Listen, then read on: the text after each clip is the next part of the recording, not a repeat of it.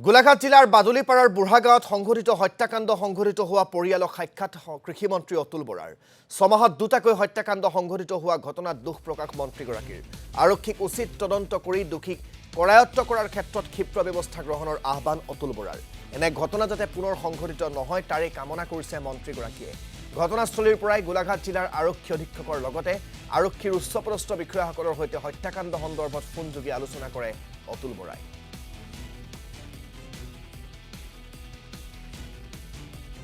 সম্পৰ্কে যোৱাকালি গম পালোঁ আমাৰ এই অঞ্চলৰ কেইজনমান যুৱকৰ পৰা তাৰ পৰা ইলেক্ট্ৰনিক মিডিয়াটো দেখিলোঁ অত্যন্ত দুখ লাগিল আৰু আটাইতকৈ ডাঙৰ কথা হৈছে তেখেতগৰাকী বয়সস্থ লোক শিক্ষকতা কৰিছিল দীৰ্ঘদিন ধৰি অৰুণাচলত আছিল আৰু আচৰিত কথা যে মুখ বান্ধি তেওঁক যিটো অৱস্থাত পাইছে মুখ বন্ধা অৱস্থাত পাইছে তেজ ওলাই আছে ভাত ওলাই আছে তো ইয়াৰ আগতো ছমাহৰ ইয়াৰ আগে ছমাহ আজি ছমহীয়া আছিল বুলি কৈছে তেওঁৰ পৰিবাৰৰ মৃত্যু ঘটিছিল তো সেইটো মৃত্যু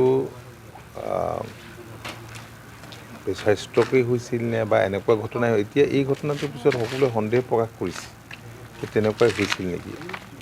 ঘটনাটোৰ উচিত তদন্ত প্ৰশাসনে ইতিমধ্যেই কৰাৰ কাৰণে যাব